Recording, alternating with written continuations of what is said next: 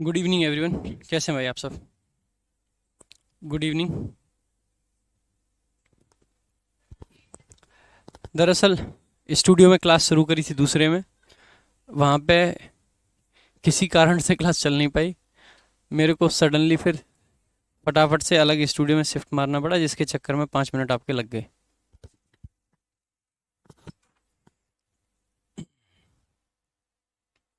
दूसरे स्टूडियो में क्लास लेना शुरू करी थी, बट वहाँ पे चला ही नहीं सिस्टम।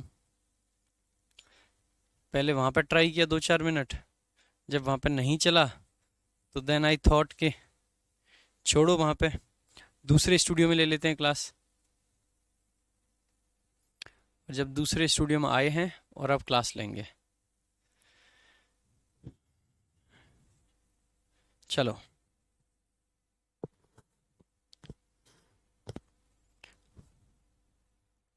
लास्ट क्लास में हमने ले लाई वगैरह पढ़ना शुरू करा था। ठीक है, आज हम उसी चीज़ को आगे बढ़ाएंगे। ले लाई को हमने पढ़ लिया था, लेकिन फिर भी कुछ बच्चों का कहना है कि सर आप उस चीज़ को हमें दोबारा से बता दीजिए, दोबारा से समझा दीजिए। तो बिल्कुल, अगर आप कहोगे दोबारा से समझा दीजिए तो दोबारा से समझाया जाएगा भाई।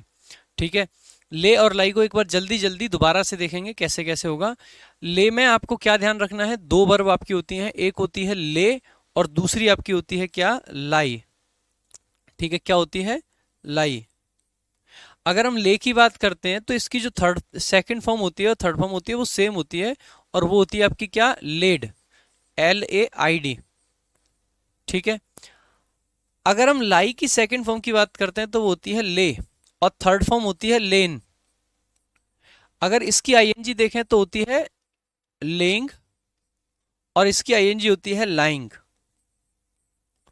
ये आपकी फॉर्म्स हो गई इसकी। बात क्या होती है कि ये जो ऊपर वाली फॉर्म्स हैं ये आपकी ट्रांजिटिव कहलाती हैं। क्या कहलाती हैं, ट्रांजिटिव। अगर कोई चीज ट्रांजिटिव है तो इसका सीधा सा मतलब ये होता है दोस्त कि ये वर्ब आपकी ऑब्जेक्ट लेगी। क्या लेगी, ऑब्जेक्ट। उसके अलावा ये जो होती हैं ये आपकी क्या कहलाती हैं, इंट्रांजिटिव कहलाती हैं। क्या कहलाती हैं, इंट्रांजिटिव। और अगर ये इंट्रांजिटिव है तो ये ऑब्जेक्ट नहीं लेगी। ले जो कि ट्रांजिटिव है इसका मतलब है कुछ रखना, और लाई जो इंट्रांजिटिव है इसका मतलब है कहीं पर रखे हुए होना। फिर इसके अलावा यहाँ पे एक वर्ब और आ जाती है जो कि आपकी क्या होती है, लाई, LIE। इसका मतलब अलग होता है थोड़ा सा, इसके बाद में प्रेपोजिशन टू आया करती है, ये ध्यान रखेंगे। और इसका मतलब होता है झूठ बोलना। और इसकी जो सेकेंड फॉर्म होती है वो लाइड होती है, थर्ड फॉर्म भी इसकी लाइड होती है, और ING फॉर्म इसकी लाइंग होती है।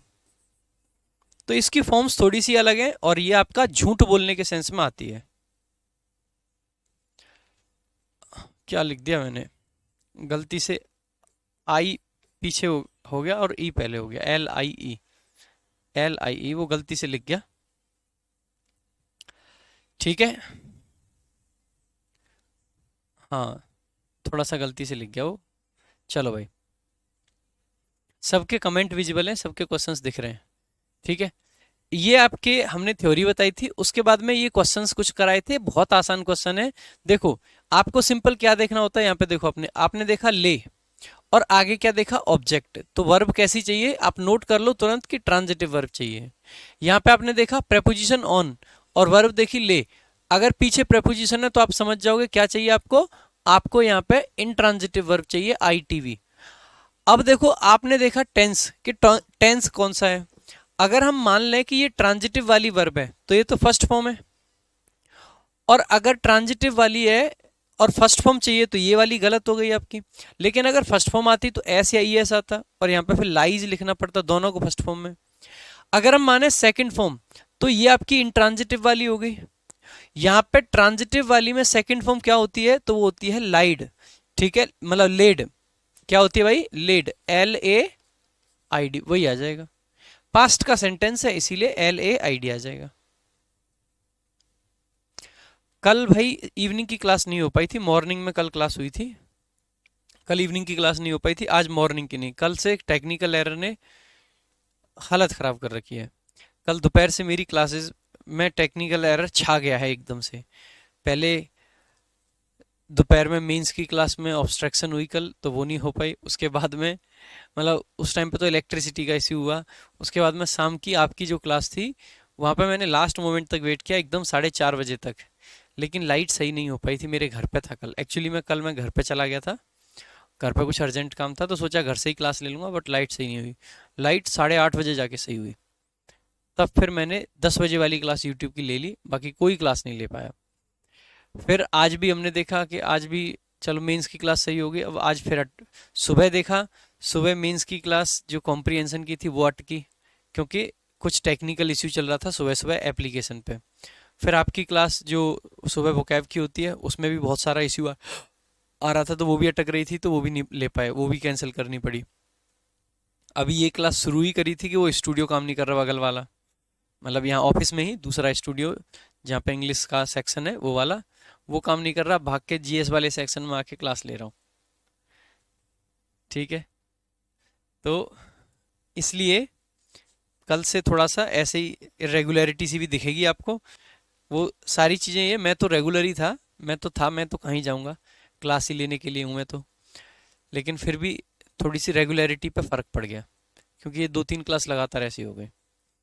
देखो भाई, द बुक लेड ओपन, भाई देखो ये जो ओपन होता है ये आपका या तो एडजेक्टिव होता है और या फिर आपका वर्ब होता है। अब ले के बाद में वर्ब तो चाहिए नहीं, तो इसका मतलब ये एडजेक्टिव है, और अगर ये एडजेक्टिव है तो ऑब्जेक्ट तो हो नहीं सकता है। अगर ये ऑब्जेक्ट नहीं है तो आपको वर्ब कौन सी चाहिए, इंट्रांजिटिव। अगर आपको इंट्रांजिटिव वर्ब चाहिए और ये सेंटेंस किसका है भाई, पास्ट का। भाई इंट्रांजिटिव में तो क्या आता है, सेकंड फॉर्म होती है ले, क्या हो जाएगी, सेकंड फॉर्म ले। मान लो आपको नहीं, तो मैं तो प्रेजेंट में रखूंगा, प्रेजेंट में रखोगे तो इंट्रांजिटिव में प्रेजेंट में क्या फॉर्म होती है, तो उसमें एस लगा देंगे, क्योंकि बुक सिंगुलर है तो लाइज हो जाएगा। दो तरीके से कर सकते हैं। ठीक है, आगे देखो, ही लेड इन द ट्रैप। अब यहाँ पे इन प्रेपोजिशन है, और अगर इन प्रेपोजिशन है तो वर्ब कैसी आनी चाहिए, इंट्रांजिटिव आनी चाहिए भाई, है ना। और लेकिन हमने कैसी लगा रखी है, ट्रांजिटिव वाली। उसके अलावा यहाँ पे वॉज से पता चल रहा है पास्ट की बात है, तो इंट्रांजिटिव वाली चाहिए, इसीलिए ले लिख देंगे, ही ले इन द ट्रैप। आगे आप देखोगे यहाँ पे वॉज लगा रखा है, प्लस में V3 आ रखी है। बी प्लस V3 पैसिव होता है, वैसे भी बाई से साफ साफ पता चल रहा है पैसिव है। पैसिव ट्रांजिटिव वर्ब का बनता है, तो यहाँ पे लेन नहीं होगा, क्या हो जाएगा भाई, लेड हो जाएगा। ठीक है, क्या हो जाएगा आपका, लेड हो जाएगा। ऐसे ही देखो, Radhika is a very methodical person. Methodical का मतलब होता है एक ऐसा आदमी जो पूरे मेथड के साथ चलता हो, हर एक काम प्रॉपर अंदाज में करता हो, पूरा मेथड लगाता हो हर चीज में। See lies her clothes, her clothes आपका क्या है, ऑब्जेक्ट है। अगर ऑब्जेक्ट है तो यहाँ पे वर्ब कैसी चाहिए, ट्रांजिटिव। सेंटेंस किसका है, प्रेजेंट का। प्रेजेंट में अगर ट्रांजिटिव वाली आएगी तो क्या आ जाएगा, LAY, और उसमें एस लगाना पड़ेगा क्योंकि सी सिंगुलर है। आगे देखेंगे, for the next day before laying. अब जैसे ही आपने देखा इन आगे प्रपोजिशन है तो वर्ब कैसी चाहिए, तो आप कहोगे सर इंट्रांजिटिव। इंट्रांजिटिव में आईएनजी फॉर्म क्या होती है भाई, तो LYING होती है, तो ये आपका हो गया। अब यहाँ पे देखोगे, she led to her father, to preposition आ गई, मतलब झूठ बोलने वाला है, झूठ बोलने वाला है, तो फिर लाइड आएगा, LIED। सिंपल से क्वेश्चन है यार, इतना कुछ नहीं है इसमें। अब ऐसी ही एक और वर्ब के बारे में देखते हैं भाई, ऐसी ही एक और वर्ब के बारे में जानेंगे, और वो है आपकी रेज और राइज। रेज और राइज, इनमें क्या डिफरेंस होता है, इसको भी सेम इसी तरीके से जानेंगे। सबसे पहले यहां पर रेज लगा देंगे हेडिंग, क्या लगा देंगे, रेज, रेज, और दूसरी आपकी हेडिंग लगा देंगे क्या, राइज। भाई देखो, रेज की जो सेकंड फॉर्म होती है वो होती है रेज्ड, क्या होती है, रेज्ड। और थर्ड फॉर्म भी क्या होती है, रेज्ड। और इसकी आईएनजी फॉर्म क्या होती है, रेजिंग, क्या होती है, रेजिंग। ध्यान देने वाली बात यह है कि ये रेज जो आपकी वर्ब है ये ट्रांजिटिव वर्ब है, इसका मतलब होता है किसी को उठाना, किसी को उठाना, किसी को पालना, किसी का पालन पोषण करना। ठीक है, तो ये उस सेंस में आती है। अगर हम बात करते हैं राइज की, तो इसकी सेकंड फॉर्म जो होती है दैट इज रोज, ROSE, इसकी सेकंड फॉर्म होती है। और इसकी थर्ड फॉर्म होती है रिजन, RISEN, रिजन। ठीक है, और आईएनजी फॉर्म इसकी क्या होती है, राइजिंग।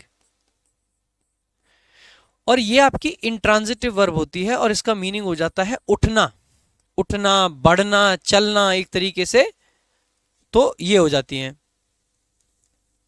ठीक है, तो इसको हम कह सकते हैं क्या, उठाना, और इसको हम कह सकते हैं क्या, उठना। सिंपल शब्दों में कैसे याद रखोगे भाई, सिंपल शब्दों में कैसे याद रखोगे, अगर ऑब्जेक्ट आ रखा है तो ये वाली, और अगर ऑब्जेक्ट नहीं आया है तो ये वाली। आ जाओ, कुछ क्वेश्चन है छोटे मोटे, 4-5 सेंटेंस है, इनका आंसर करेंगे, जल्दी जल्दी आंसर करेंगे। स्पीड में आंसर करोगे तो एकदम सही आंसर कर दोगे आप, मुझे पूरा भरोसा है आप लोगों पे, करोगे आंसर जल्दी जल्दी, पांचों के पांचों क्वेश्चन का आंसर करोगे।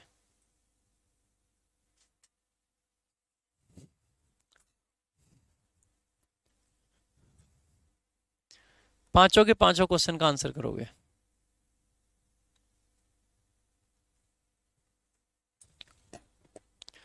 चलो भाई, मैं आपके कमेंट्स पढ़ रहा हूं।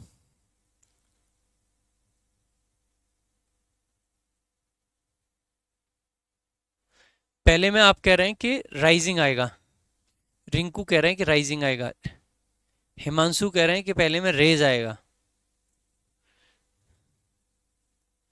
हिमांशु जी कह रहे हैं कि पहले में रेज आएगा, रिंकू कह रहे हैं राइजिंग आएगा,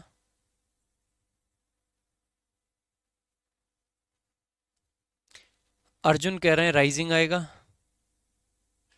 शिल्पा, निशा, निशा रोज नहीं बेटा, रोज कैसे लिख सकते हो।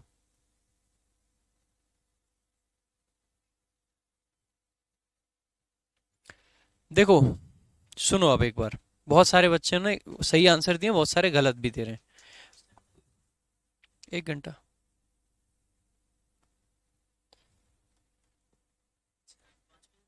हाँ हाँ, 5 नहीं, 6 बजे तक, अभी तो 5 बज रहे हैं। बगल में अभिमन्यु, वो नहीं चल पा रहा मेरा वाला स्टूडियो। देखो भाई, the smoke was raising from the chimney. अब भाई देखो यहाँ पे क्या आ रखा है, फ्रॉम आ रखा है।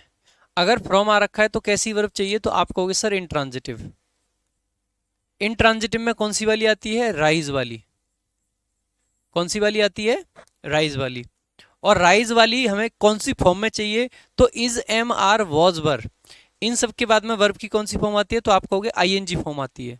तो हमें राइज वर्ब की आईएनजी फॉर्म चाहिए, तो हम क्या लगा देंगे, राइजिंग, तो राइजिंग लगा देंगे। तो the smoke was rising from the chimney. आगे देखोगे, Radhika was risen with a lot of love and care. Radhika was risen with a lot of love and care. जैसे ही आप देखोगे राधिका सब्जेक्ट हो गया, वॉज हेल्पिंग वर्ब है, रिजन। अब देखो ये क्या है, वॉज के बाद में थर्ड फॉर्म है, V3। और अगर वॉज के बाद में थर्ड फॉर्म है तो इसका मतलब ये तो पैसिव बनाएगा, B+V3। और क्या पैसिव में इंट्रांजिटिव लगा सकते हैं, तो आप कहोगे नहीं लगा सकते। पैसिव में ट्रांजिटिव आती है, ट्रांजिटिव में थर्ड फॉर्म जो होती है वो होती है रेज्ड। यानी कि राधिका को बहुत अच्छे से, मतलब उसका पालन पोषण बहुत अच्छे से किया गया है। तो राधिका ने किसी का पालन पोषण नहीं किया, उसका पालन पोषण किया गया है, पैसिव सेंस है, पैसिव स्ट्रक्चर लगा दिया, B+ वर्ब की थर्ड फॉर्म, B+ वर्ब की थर्ड फॉर्म। नेक्स्ट देखो, the river has raised several metres. अब एक बात बताओ, नदी किसी चीज को उठा रही है या नदी कई मीटर उठ रही है, आप कहोगे सर उठ रही है। उठ रही है इसका मतलब है कि ये इंट्रांजिटिव एक्शन है। दूसरा हम ये भी कह सकते हैं, ये जो सेवरल मीटर है ना बेटा, ये आपका एडवर्ब होता है। यहाँ पे एक्चुअल में बाई प्रेपोजिशन आपकी हिडन है। क्या है, बाई प्रेपोजिशन आपकी हिडन है, तो बाई प्रेपोजिशन है। अब मान लीजिए बाई प्रेपोजिशन आ गया, इसका मतलब वर्ब कैसी वाली चाहिए, इंट्रांजिटिव वाली चाहिए। और इंट्रांजिटिव वाली चाहिए तो हैज के बाद में इंट्रांजिटिव क्या हो जाएगी, थर्ड फॉर्म, तो रीजन हो जाएगी, तो हैज रीजन, तो हैज रीजन आ जाएगा। अगला देखें, interest rates are expected to raise. अब जैसे ही आप देखोगे टू आ रखा है और आगे फ्रॉम आ रखा है, टू के बाद में हमेशा वर्ब की फर्स्ट फॉर्म आती है, और आगे फ्रॉम है तो कौन सी चाहिए, इंट्रांजिटिव चाहिए। और इंट्रांजिटिव में फर्स्ट फॉर्म क्या होती है, वो होती है राइज। नेक्स्ट चलेंगे आगे, they were forced to rise the interest rates. अब भाई ये 2+V1 आती है, लेकिन आगे क्या रखा है, इंटरेस्ट रेट्स, जो कि क्या है, ऑब्जेक्ट है। अगर ये ऑब्जेक्ट है तो कौन सी वाली चाहिए, ट्रांजिटिव वाली, और ट्रांजिटिव वाली में फर्स्ट फॉर्म आपकी रेज होती है। इस प्रकार से आपका रेज का और राइज का फंडा भी खत्म हो जाएगा, रेज और राइज भी आपका खत्म हो जाएगा। नेक्स्ट,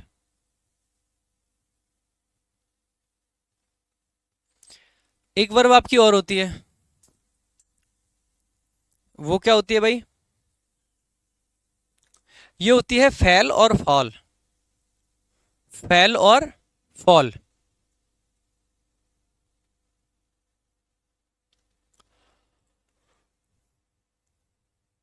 देखो, ये जो फेल वर्ब है और ये जो फॉल वर्ब है, इन दोनों में क्या डिफरेंस है? फेल आपकी होती है ट्रांजिटिव वर्ब और फॉल आपकी होती है इंट्रांजिटिव वर्ब। फेल की सेकंड फॉर्म होती है फेल्ड और थर्ड फॉर्म भी होती है फेल्ड। और आईएनजी फॉर्म होती है फेलिंग।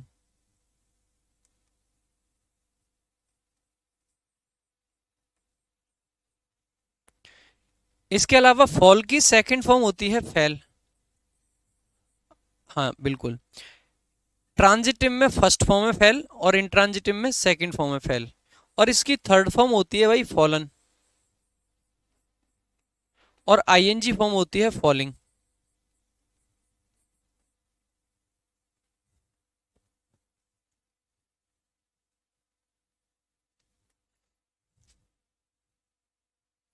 आलोक कुमार, क्या डाउट आ गया?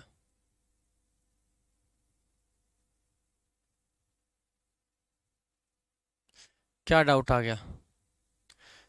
बताता हूँ भाई, दोबारा से जो क्वेश्चंस पूछ रहे हैं पहले एक बार इसको देख लो।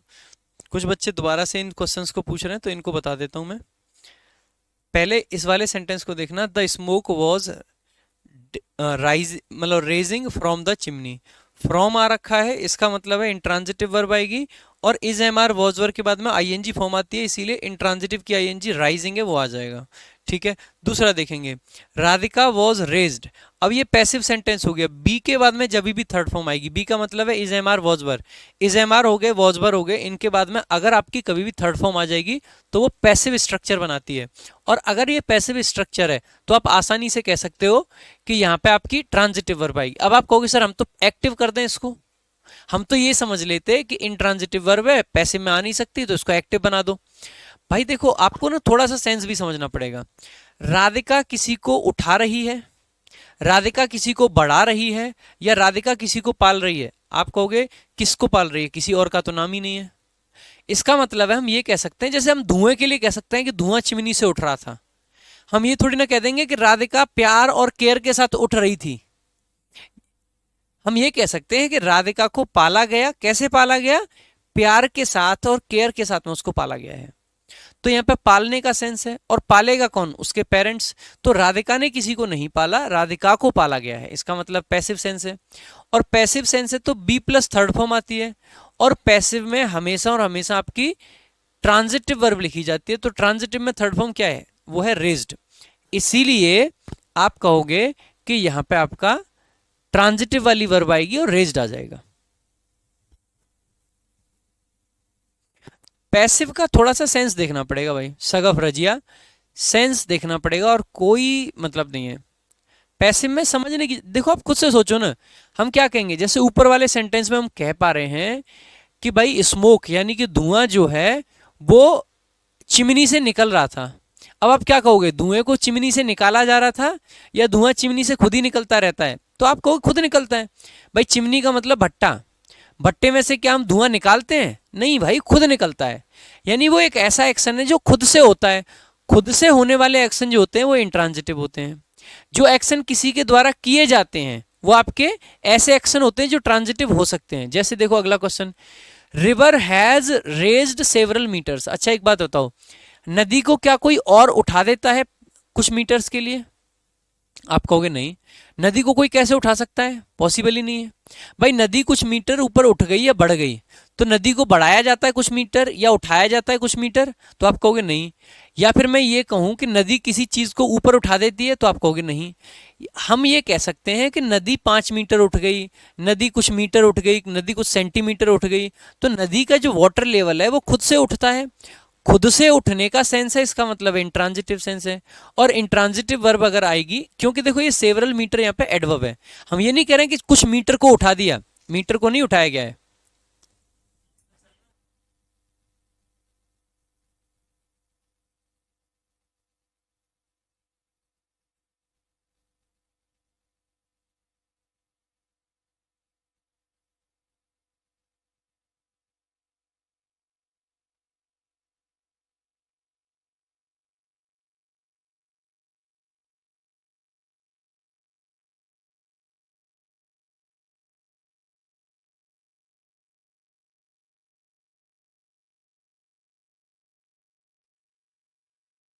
ठीक है सर, चलो भाई आ जाओ। देखो, so the river has raised several metres वाला जो हमने लिखा है, इसमें क्या है कि बाई लगा रखा है, वो एडवर्ब है। हम ये नहीं कह सकते कि रिवर ने कुछ मीटर उठा दिए, रिवर ने कुछ नहीं उठाया है, रिवर कुछ मीटर से उठ गई, रिवर कुछ मीटर ऊपर उठ गई, वो खुद से उठी है तो इंट्रांजिटिव एक्शन है।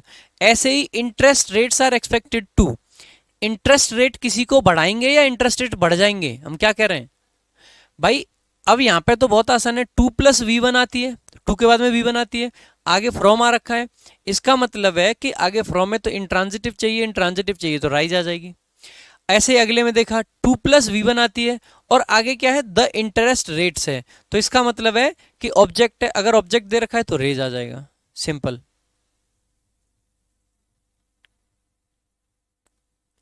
सेकंड सेंटेंस में रेज्ड का मीनिंग है पालना, पालन पोषण करना।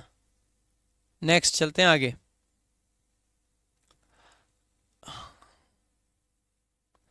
आगे हमने ये पढ़ाया था आपको फेल और फॉल, फेल और फॉल के बारे में अभी बताया था मैंने, दोबारा से सुन लेंगे एक बार। ये जो वर्ब है आपकी फेल, FELL, ये आपकी वर्ब होती है कैसी, ट्रांजिटिव वर्ब। और FALL ये आपकी वर्ब होती है कैसी, इंट्रांजिटिव वर्ब। ठीक है, ट्रांजिटिव और इंट्रांजिटिव का डिफरेंस है। फेल जो कि ट्रांजिटिव है, इसकी सेकंड फॉर्म और थर्ड फॉर्म सेम रहती है, तो दोनों ही क्या होती हैं, फेल्ड होती हैं, ये भी फेल्ड है और थर्ड फॉर्म भी फेल्ड है, और इसकी ING फॉर्म होती है फेलिंग। और जो फॉल आपकी वर्ब है, इसकी सेकंड फॉर्म होती है फेल। बस यहीं पे कंफ्यूजन आएगा फिर से कि इसकी सेकंड फॉर्म फेल है और ट्रांजिटिव वाले की फर्स्ट फॉर्म फेल है। जैसे ले और लाई में था ना कि ट्रांजिटिव वाले की फर्स्ट फॉर्म और इंट्रांजिटिव वाले की सेकंड फॉर्म सेम बन रही थी, सेम केस यहाँ भी बन रहा है, तो इस चीज का थोड़ा सा ध्यान देंगे तो कोई दिक्कत नहीं होगी भाई। ठीक है, थोड़ा सा भी ध्यान दे लेंगे इस चीज पे तो कोई दिक्कत नहीं होगी। आगे देखेंगे, इसकी थर्ड फॉर्म बनती है फॉलन और ING फॉर्म बनती है फॉलिंग। ठीक है, आगे देखो, अब इस पर कुछ क्वेश्चंस आपके बेस्ड हैं, इनके आंसर करेंगे जल्दी से।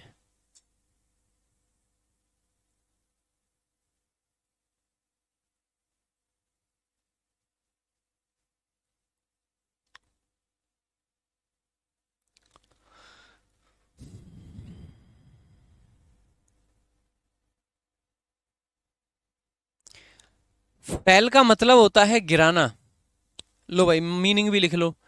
फैल का मतलब होता है भाई किसी चीज को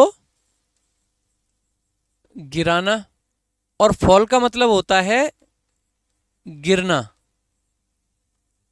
गिरना और गिराना। अब जैसे देखो, ही ऑफन फेल्स इन सच सिचुएशंस, पालन पोषण के लिए भाई रेज वर्ब को ही लगा लेते हैं। वैसे पालन पोषण के लिए एक और शब्द होता है फोस्टर।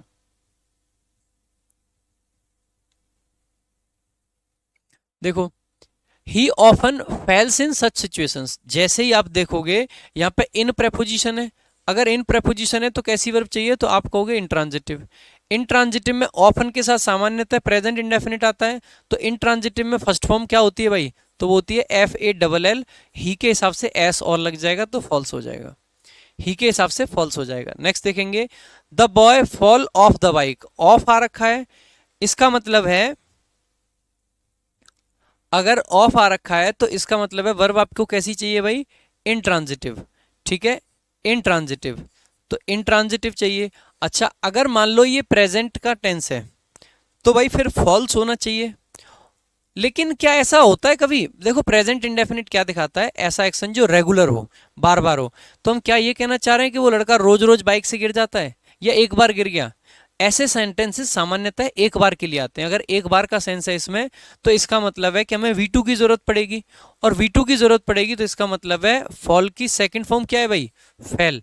तो हम ये कहेंगे है तो इंट्रांजिटिव, लेकिन हमने क्या लगा दिया है, V2 है, ITV है लेकिन V2 है, वर्ब की सेकंड फॉर्म है। Next, September had come and the leaves started to fall off the tree।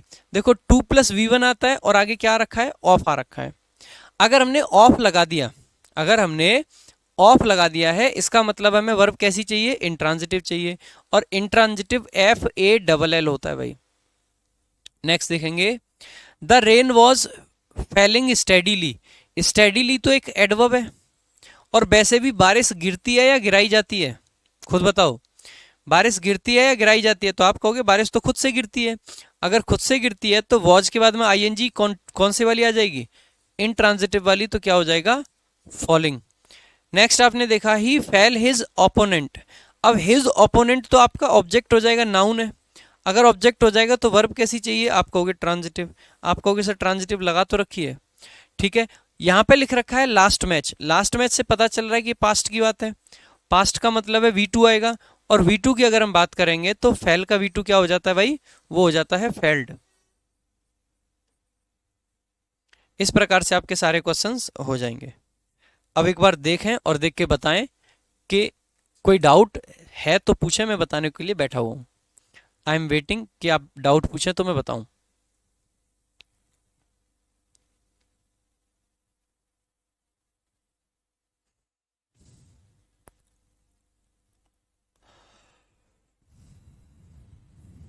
Any doubt anyone?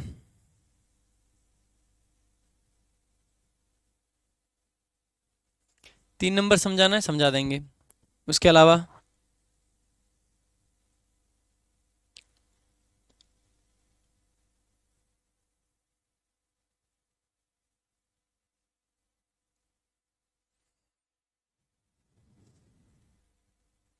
सबके कमेंट शो होते हैं भाई। 4 नंबर समझाना है, समझा देंगे। 5 नंबर भी समझा देंगे। तो ये कहो ना सीधे से शब्दों में कि सारे दोबारा समझा दो। देखो एक बार भाई, ऊपर वाले सेंटेंस में इन प्रेपोजिशन आया है वर्ब के बाद में। अगर इन प्रेपोजिशन वर्ब के बाद आया है तो क्या आप ये कह नहीं सकते कि इंट्रांजिटिव वर्ब चाहिए? बिल्कुल कह सकते हो। और अगर इंट्रांजिटिव वर्ब चाहिए तो हमें ये देखेंगे कौन से टेंस में चाहिए। ऑफन लगा रखा है। ऑफन लगा रखा है, इसका मतलब है सामान्यतः आपका कौन सा टेंस आता है? Present indefinite.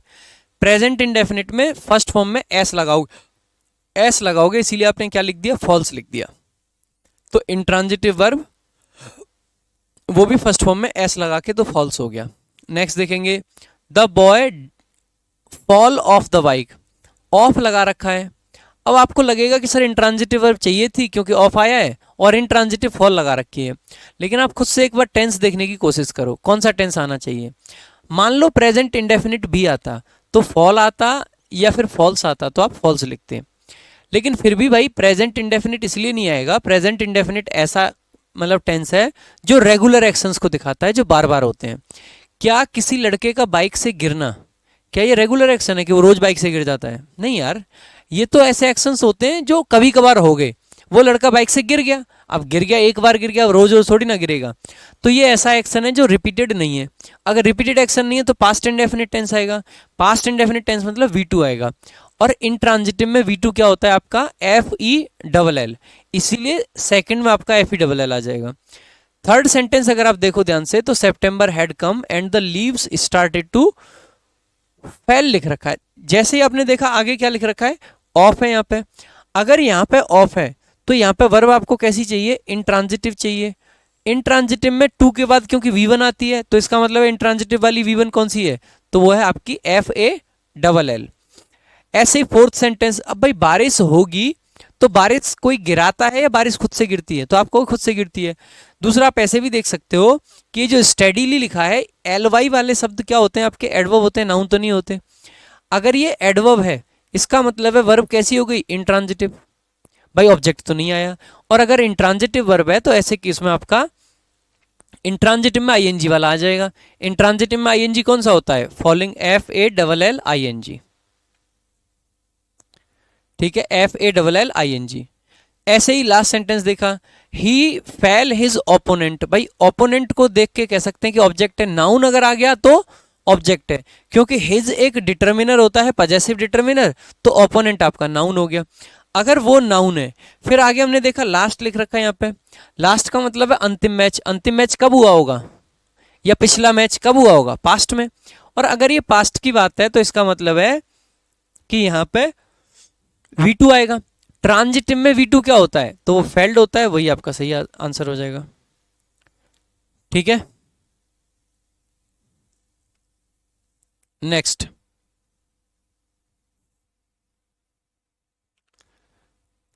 नेक्स्ट आपका एक और ऐसा ही पेयर है भाई, अराउज और अराइज।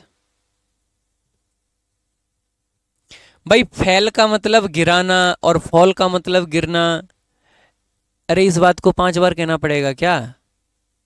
ओपोनेंट का मतलब होता है विरोधी, निशा।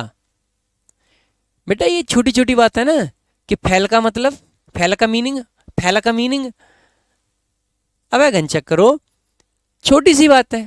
फैल का मतलब गिराना और फॉल का मतलब गिरना। अच्छे से लिख भी रखा है, लिखने के बाद में भी अगर आप ये चीजें पूछ रहे हो तो इसका मतलब है कि आप ध्यान नहीं दे रहे हो। जब मैं बता रहा होता हूं या तो आपका किसी और चीज पे ध्यान है, या आपका ध्यान है ही नहीं, या आप क्लास में ही नहीं हो। भाई क्लास में रेगुलर रहो, 100% आप सीखोगे चीजें। आ जाओ भाई, अरोज और अराइज, अराउज और अराइज। देखो भाई अराउज को हमने पहले लिखा,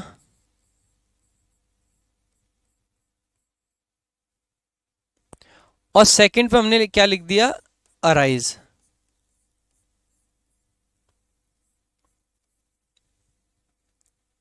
ठीक है, ये आपकी कैसी वर्ब होती है? तो ये होती है ट्रांजिटिव। ये आपकी कैसी वर्ब होती है? तो ये होती है इंट्रांजिटिव। सेम वही कॉन्सेप्ट पे चल रहे हैं हम। इसकी सेकंड फॉर्म और थर्ड फॉर्म दोनों कैसी हो जाएंगी? अराउज्ड एंड अराउज्ड, और आईएनजी भी अराउजिंग।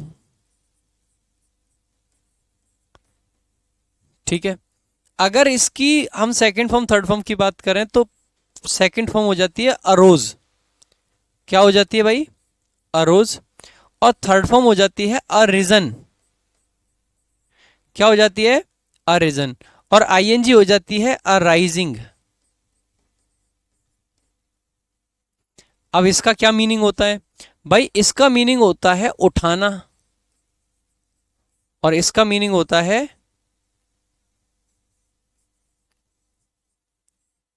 उठना।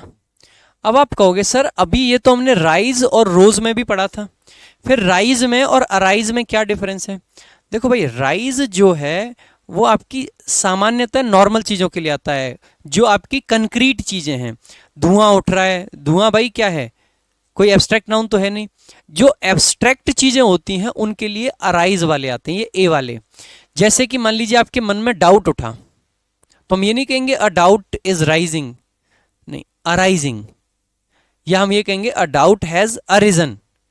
अ डाउट हैज रीजन नहीं लिखेंगे, क्या लिखेंगे? अ डाउट हैज अरिजन, एक डाउट उठा है। तो जितनी भी आपकी एब्स्ट्रैक्ट चीजें होती हैं सामान्यतः उनके लिए हम क्या लगाते हैं? ए वाले लगाते हैं। और जितनी नॉर्मल होती हैं उनके लिए हम क्या लगाते हैं? वो राइज और रेज्ड वाले लगाते हैं। ठीक है, अच्छा ये क्या लिख दिया, रुक जाओ रुक जाओ रुक जाओ, गलती से डीवी लिख दिया मैंने, इसको हटा देना।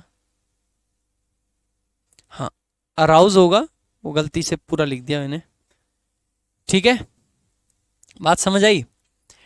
जो चीजें आपकी, जो एक्शंस ट्रांजिटिव वाले हैं, मतलब जो एक्शन ऐसे हैं जो सामान्यतः कोई और पर्सन करता है, मतलब कोई ऐसी चीजें जो कंक्रीट हैं, उनके लिए राइज और रेज्ड वाले आते हैं। अराइज और अरोज वाले बेसिकली आपके लिए आते हैं ऐसे एक्शंस के लिए जो नेचुरल हैं। इसका मतलब ये नहीं है, मैं बार बार सामान्यतः बोल रहा हूं, इसलिए बोल रहा हूं क्योंकि ये नॉर्मल चीजों के लिए भी आ सकते हैं। जैसे कि आ जाइए भाई एग्जाम्पल्स पे आते हैं, फिर देखना एक बार। देखो, her behaviour dash my suspicion. My suspicion आपका क्या है? ऑब्जेक्ट है, नाउन है।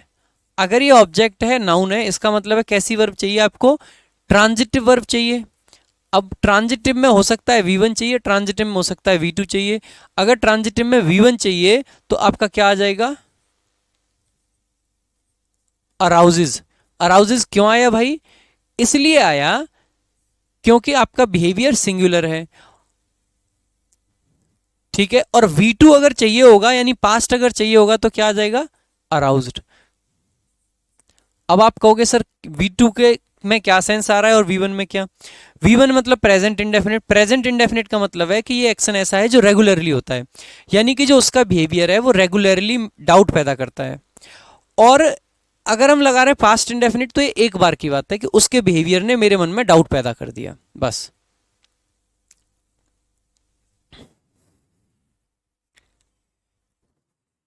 कह रहे हैं कुछ लोग सर व्हाट्सएप नंबर दे दीजिए, बार बार कह रहे हैं।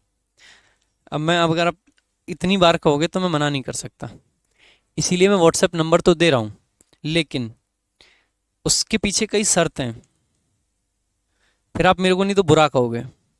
पहली बात ये कि मैं डेली आपके रिप्लाई नहीं करता हूं, मतलब जब मेरे पास टाइम होता है मैं तब रिप्लाई करता हूं। दूसरी बात ये, कॉल तो मैं उठाता ही नहीं हूं, चाहे आप कितनी बार भी कर लेना, 50 बार भी करोगे तो भी। हाँ ये हो सकता है अगर आप ज़्यादा बार कॉल करोगे, 2 4 बार 3 बार, तो मैं फ़ोन उठा के आपको सुना और सकता हूँ बहुत अच्छे से। तो अगर आप व्हाट्सएप नंबर लेना चाहते हैं तो अपने रिस्क पे लें, क्योंकि मैं सुना दूंगा फिर आप कहोगे कि प्रशांत सर तो बहुत गंदे हैं और फ़ोन पर सुना देते हैं। सुना इसलिए दूंगा क्योंकि मैं क्लास में होता हूँ, आप लोग ज़बरदस्ती दे फ़ोन दे फ़ोन दे फ़ोन, और मैं वो वैसा बंदा हूँ नहीं कि मेरे पास में 28 फ़ोन हो कि आपको वो नंबर दे दूँ जिसको मैं बिल्कुल ना उठाऊँ। मेरा जो नंबर है वो मेन नंबर है, उस पर बैंक के कॉल आते हैं, उस पर जो भी मेरे डिपार्टमेंट के कॉल्स हैं वो आते हैं, मेरे दोस्तों के कॉल आते हैं, सबके कॉल उसी पे आते हैं। दे देंगे नंबर, लेकिन शर्त यही है कि आप कॉल नहीं करोगे। अगर आप कॉल करोगे तो आपका नंबर तुरंत प्रभाव से ब्लॉक कर दिया जाएगा, पहली बात। आप व्हाट्सएप पे भी कॉल नहीं करोगे, नहीं तो वहाँ भी ब्लॉक कर दिया जाएगा। अगर आपको कुछ पूछना है, कोई क्वेरी है, तो आप व्हाट्सएप पे मैसेज डालिए, मैसेज डाल के आपके डाउट्स क्लियर कर दिए जाएंगे, कोई भी अगर आपके मन में डाउट होगा। हाँ लेकिन आप इतना जरूर कर सकते हैं कि व्हाट्सएप पे मैसेज जरूर कर देना। आपको किसी ग्रुप में ऐड नहीं होना है, मुझे पता है कोई ग्रुप मैंने बना नहीं रखे ऐसे कि बैच के लिए हर एक के लिए अलग से ग्रुप बनाए, बस मेंस के लिए ग्रुप बनाते हैं और किसी के लिए नहीं।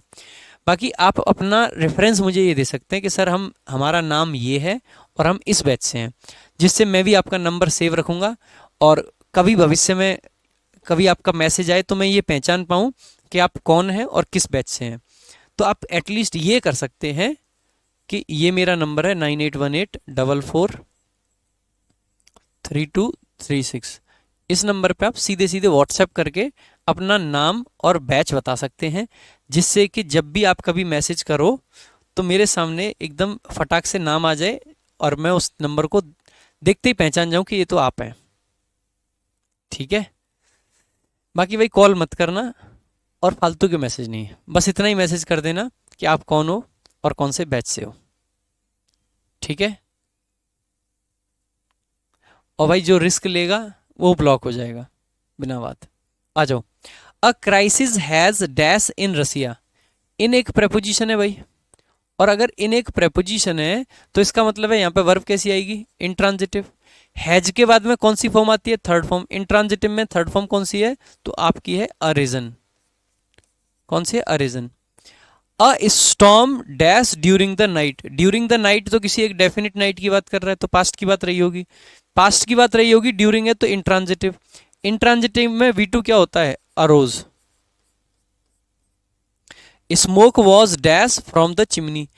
स्मोक चिमनी से उठ रहा था, यानी धुआं उठ रहा था चिमनी से, तो हम क्या लगा देंगे भाई, अराइजिंग। ING फॉर्म आ जाएगा, अराइजिंग। ये भाई आपकी कंफ्यूजिंग वर्ब्स हो जाती हैं पूरी, इसमें और ज़्यादा कुछ नहीं कराएंगे। जिनसे क्वेश्चंस आने की संभावना रहती है वो पूरा का पूरा पार्ट मैंने करा दिया है आपको। ये ही ऐसा पोर्शन है जहाँ से संभावना रहती है कि आपके क्वेश्चंस फंस सकते हैं। ठीक है, सिर्फ यही ऐसा पोर्शन है जहाँ पे संभावना रहती है कि आपके क्वेश्चंस फंस सकते हैं।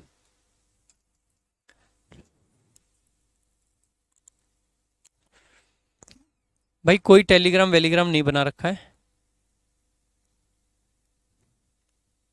हाँ कभी कभी फ़ोन कर लेंगे, राजी खुशी के लिए है ना, मौज पार्टी वार्टी करने के लिए है, कभी कभी फ़ोन कर लेंगे। फ़ोन वोन मत करना यार।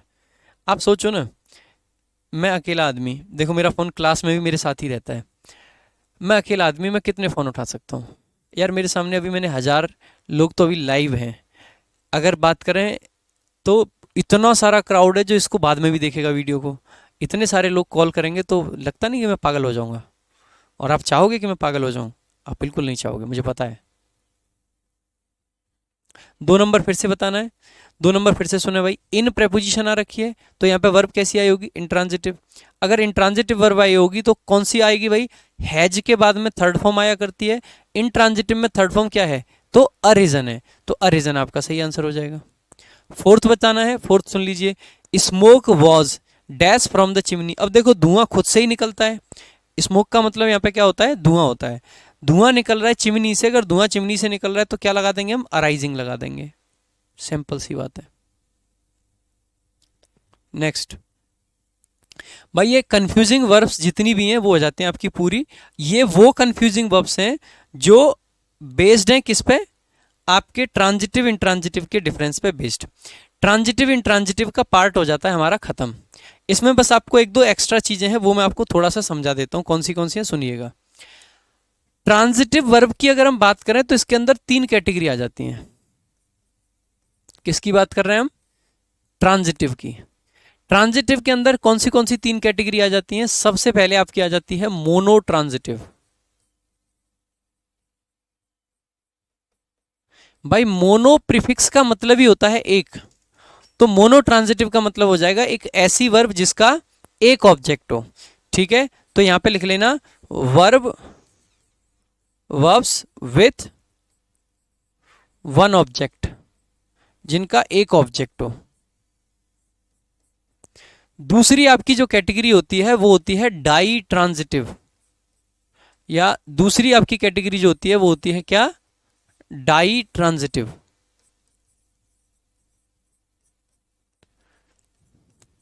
डाई ट्रांजिटिव का मतलब हो जाता है ऐसी वर्ब्स जिनके 2 ऑब्जेक्ट होते हैं। वर्ब्स विथ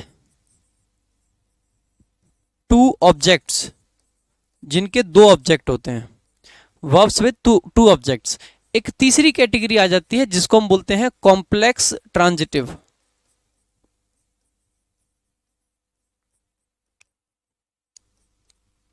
क्या बोलते हैं भाई? Complex transitive. ठीक है, और कॉम्प्लेक्स ट्रांजिटिव का मतलब होता है एक ऐसी वर्ब जिसका एक ऑब्जेक्ट हो और एक कॉम्प्लीमेंट हो। तो यहां पे क्या होना चाहिए? Object plus complement. ये आपकी हो जाती है कौन सी? Complex transitive.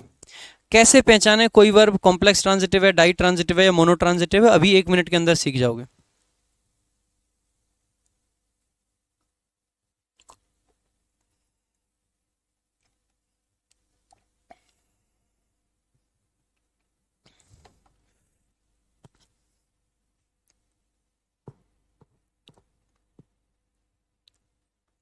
देखो देखो एक बार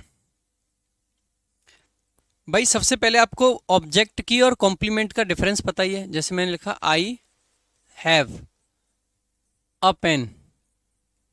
ठीक है, तो आई हैव व्हाट, ये हैव वर्ब को क्या चाहिए? व्हाट का उत्तर चाहिए। व्हाट का जो उत्तर होता है हमेशा और हमेशा क्या होता है? ऑब्जेक्ट होता है। तो आपने कह दिया ऑब्जेक्ट हो गया आपका अ पेन। हम ये भी कह सकते हैं कि आई नॉट इक्वल्स टू पेन, तो इसका मतलब है पेन आपका क्या है? ऑब्जेक्ट है। कह सकते हैं कि नहीं कह सकते? बिल्कुल कह सकते हैं। ऐसे ही मैंने लिखा आई मैट राधिका, मैं राधिका से मिला।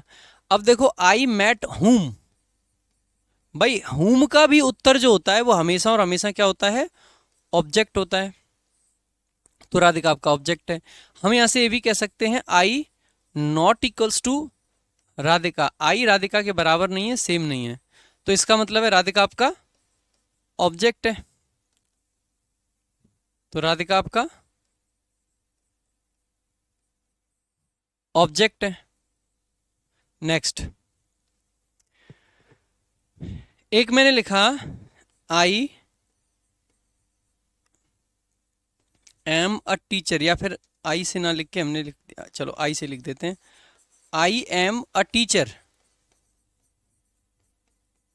अब यहां पे आप देखो तो आई एम आ रखा है, तो यहां पे मैं कह सकता हूं आई बराबर टीचर। भाई आई और टीचर सेम ही तो व्यक्ति हैं, मैं ही तो टीचर हूं।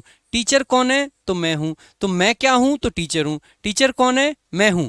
मैं क्या हूं? टीचर हूं। सेम ही बात है। और अगर बात सेम हो जाती है तो ये आपका क्या हो जाता है? आपका ये हो जाता है कॉम्प्लीमेंट। क्या कहलाता है? कॉम्प्लीमेंट। और अगर आपका ये कॉम्प्लीमेंट है तो ये क्या हो गया भाई? कॉम्प्लीमेंट हो गया। और अगर भाई ये कॉम्प्लीमेंट है आपका तो ऐसे केस में आप कह देते हो, देखो ये ऑब्जेक्ट ले रही थी वर्ब, तो वर्ब कैसी हो गई? Transitive verb. ये वर्ब भी ऑब्जेक्ट ले रही थी तो ये भी कैसी हो गई? Transitive verb. क्या इस वर्ब ने ऑब्जेक्ट लिया? नहीं। ऐसी वर्ब जो सिर्फ कॉम्प्लीमेंट लेती हैं वो आपकी लिंकिंग वर्ब कहलाती हैं, जो कि हम कल की क्लास में पढ़ने वाले हैं कि लिंकिंग वर्ब क्या होती हैं। ऐसी वर्ब जो ऑब्जेक्ट नहीं लेती लेकिन कॉम्प्लीमेंट लेती हैं उनको क्या कहते हैं? लिंकिंग वर्ब कह देते हैं। क्या कहलाती है? लिंकिंग वर्ब कहलाती हैं। अब देखो और देखेंगे भाई आगे। जैसे कि मैंने एक दो एग्जांपल और लिखे। मैंने लिखा I gave him a watch. अब एक बार समझना भाई, आई और हिम सेम है या अलग? तो आप कहोगे अलग है। अगर अलग है तो ये क्या हो गया? ऑब्जेक्ट हो गया। किसका रिप्लाई है? हुम का। आई गेव हुम किसे दिया? तो हिम को दिया। हुम का उत्तर है। आई और वॉच अलग है या सेम? तो आप कहोगे सर अलग है। बाकी आप ये देखो, आई को छोड़ दो। अब आई से तो हमने हिम को कंपेयर कर ही लिया। हिम और वॉच सेम है या अलग? तो आप कहोगे सर अलग है। अलग है इसका मतलब है ये भी क्या है? ऑब्जेक्ट। और ये किसका रिप्लाई है? I gave. I gave what? क्या दिया? तो आपने दिया एक घड़ी। तो ये हुम का रिप्लाई और ये व्हाट का। तो पहला वाला किसका रिप्लाई है? हुम का। और दूसरा वाला किसका रिप्लाई हो गया? व्हाट का। तो कई बार ऐसा भी होगा कि सिर्फ हुम का रिप्लाई मांगे, कई बार ऐसा होगा जो सिर्फ व्हाट का रिप्लाई मांगे, कई बार ऐसा होगा कि हुम और व्हाट दोनों का रिप्लाई मांग ले, दोनों का मांग ले। अब की बार यहां पे दोनों का मांग लिया। ऐसे ही एक सेंटेंस मैंने लिखा आई, या फिर मैंने लिखा he brought me a book. He brought me a book. Hello यार, बड़े बदतमीज बच्चे हैं यार।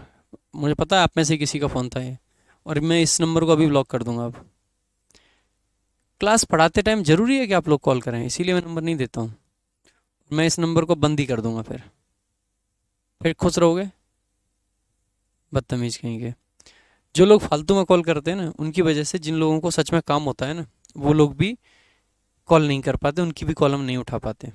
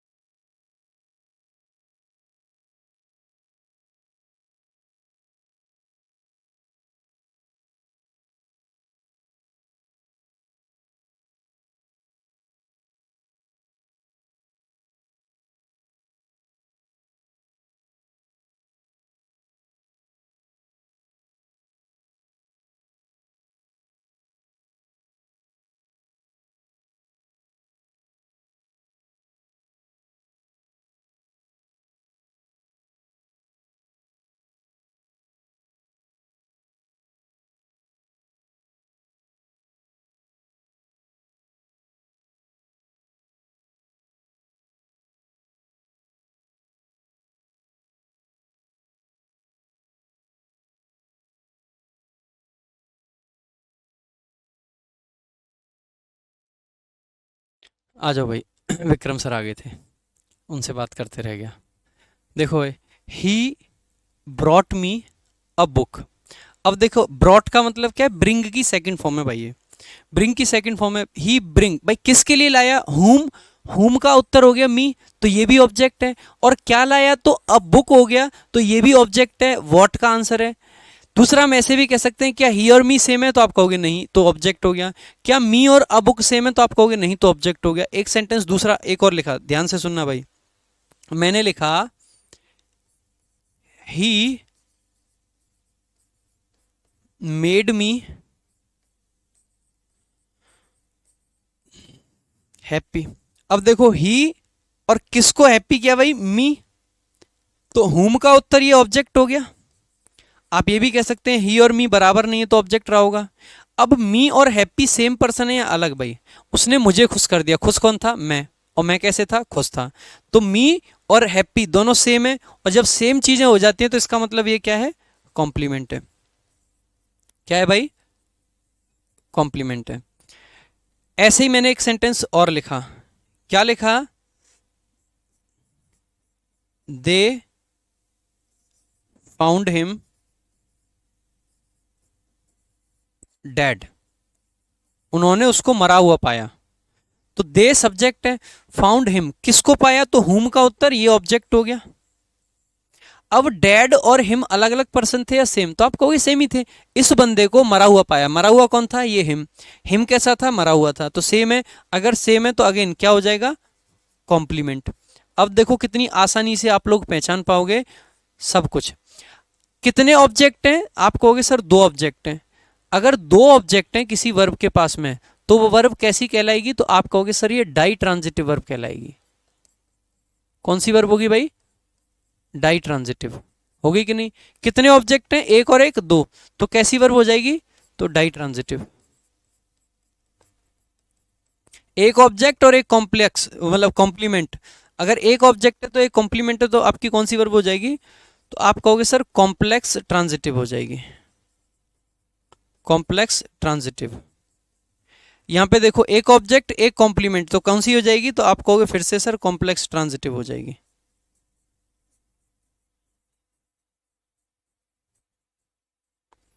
और ये जो पीछे थी, इन सभी में कितने कितने ऑब्जेक्ट थे, एक ही ऑब्जेक्ट था। तो ट्रांजिटिव में कौन सी ट्रांजिटिव है, मोनो ट्रांजिटिव। ट्रांजिटिव में कौन सी ट्रांजिटिव है, मोनो ट्रांजिटिव।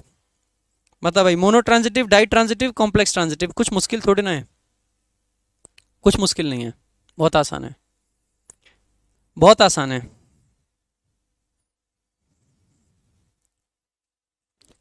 अब जैसे मैं एक सेंटेंस लिखूंगा, अब आप खुद से बताना कि ये वर्ब कौन सी है। यहीं पे लिख देता हूं बगल में ही, she made me lunch, she made me lunch. बताओ,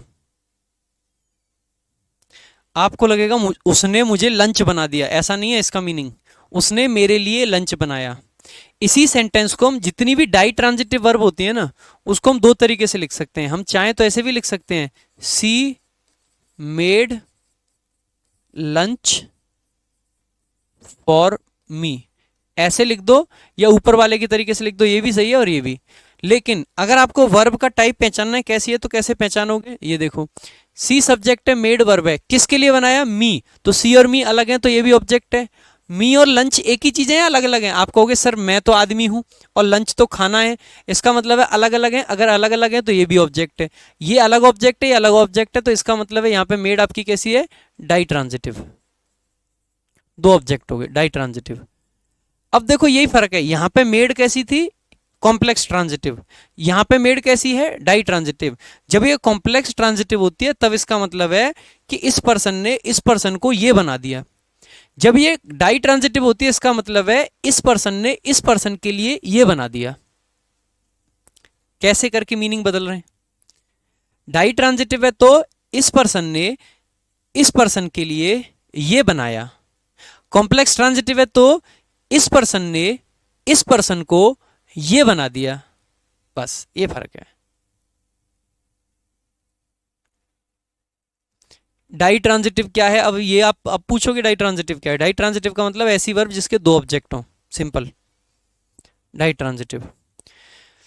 ठीक है भाई, आई होप आज के लिए इतना ही रखते हैं। कल से भाई हम शुरू करेंगे क्या, देखो ये कॉम्प्लेक्स और डाई ट्रांजिटिव में कुछ नहीं है, इसको ज़्यादा नहीं पढ़ते हैं हम। हमें जस्ट किसको पढ़ना है, एक तो लिंकिंग वर्ब को डिटेल में पढ़ना है हमें, दूसरा हमें कॉजिटिव वर्ब और पढ़नी है। तो वर्ब में हमारा मेन मेन दो पार्ट बचते हैं, लिंकिंग वर्ब और कॉजिटिव वर्ब। इसके बाद में हम लोग मॉडल्स पढ़ेंगे और उसके बाद में हम वर्ब एडवांस पढ़ेंगे। ठीक है, तो हम इस तरीके से चलेंगे, पहले बेसिक वर्ब में ये सारी चीजें पढ़ेंगे, कुछ और भी मिसलेनियस कॉन्सेप्ट हैं। अभी वर्ब में एक चीज और बचती है जहाँ पे कंफ्यूजिंग वर्ब होती हैं कि ये हैंग लगाएं, हैंग्ड लगाएं या हंग लगाएं, उस टाइप की जो वर्ब होती हैं वो भी पढ़ाएंगे। तो सब पढ़ा देंगे, बाकी आज के लिए रखेंगे इतना ही, बाकी मिलते हैं भाई कल की क्लास में। थैंक यू सो मच, जय हिंद जय भारत।